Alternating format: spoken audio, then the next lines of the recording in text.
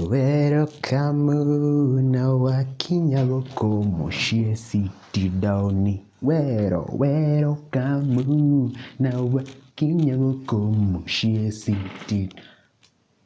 See.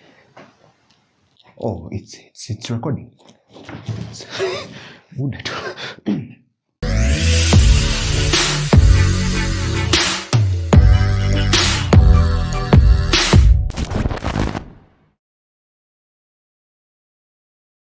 What up, guys? Welcome to this fine YouTube channel. I mean it. It's really fine. I mean, look. We stole their eyes. I'm hoping you're keeping safe. Do your thing on the comment section and just tell me how you're doing. As you can see, we're back.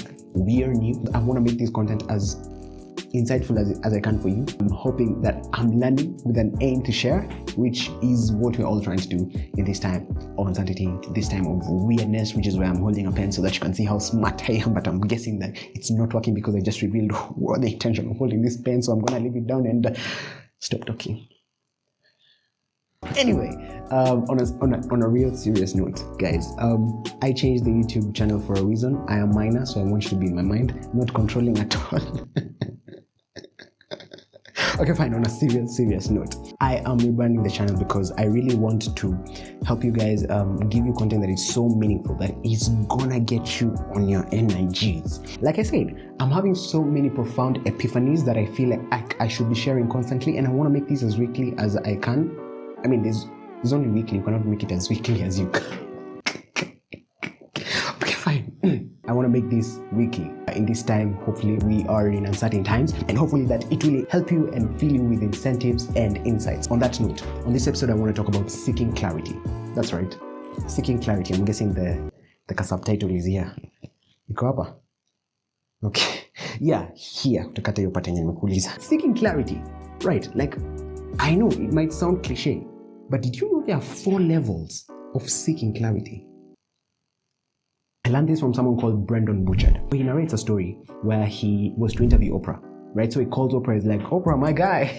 Actually, Oprah is a lady. So he calls Oprah and he's like, yo, Oprah, what's up? So we do that thing, you know, we need to get like an interview. And Oprah is like, yeah, I'm game, Brendon, I'm game. To the place. And so Brendon is like, how about we talk about, I don't remember what they said, but let's, for example, say, how about we talk about gender-based violence? And Oprah agrees. So this is the interesting part. On the day of the interview, Brendon is seated, of course, waiting for the queen, because you cannot be at Oprah now. Ngojia Brendon. You see, it will be quite weird if she's the one waiting for you, because I don't know, I'm explaining, but you get my point, which is not necessary. And so she comes. Before she takes a seat, she asks him, what's the intention of this interview? Okay, why I'm doing poop? It's because this guy had already explained to her, like, we are talking about gender-based violence, right? And then she comes to ask, what's the intention of this interview? And I want you to get this so important. So Brendon explains that she went on to explain. Okay, I didn't have to say Brendon explains that she went on to explain. So Oprah is like, okay, fine, we do know what we're talking about, but what's the real intention of all this, right? Like, we can come here and talk about gender-based violence and just talk about it and leave our words afloat.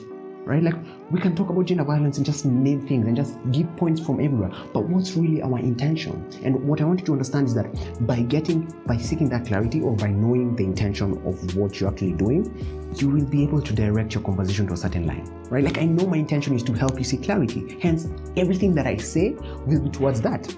If you know your intention is, for example, we know there's a girl down there who is suffering from gender-based violence. She might not even know she's suffering. So our intention is to make her aware that you are actually a victim of gender-based violence. So even how we say what we say will be directed towards that. The high performers, you know, the elite in life, they always seek clarity.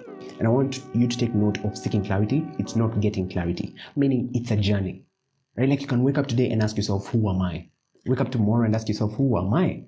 You know, wake up the other day and ask yourself who you are still, and not get the answer because you're seeking the clarity. Eventually, you will get the answer. The point is, it will be etched in your subconscious that there is something more than my humanness, right? So you're seeking clarity. I hope that's clear, because I feel like I nailed it.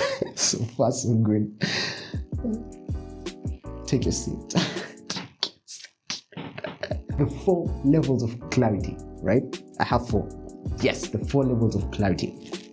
Number 1, quite easy, clarity in self. If you ask a high performer right now, what are the 4 words that define you? They'll go boom, boom, boom, boom, boom. 4. I'm a philanthropist, I'm a public speaker, I'm a student, I'm this and this. Because they actually have a sense of who they are, right? They sought the clarity. They are still in the journey of seeking clarity. Just give me 2 words that describe you.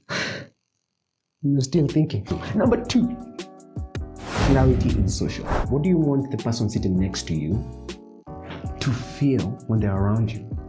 This is something that we never ask ourselves. We already assume that as human beings we know how to treat others, but do we actually consciously make that decision? Just by the fact that when you are 4 years old you're told it's not right to beat someone doesn't mean that you understand it. You see in movies where they say, I'll break up with you because you're too perfect for me.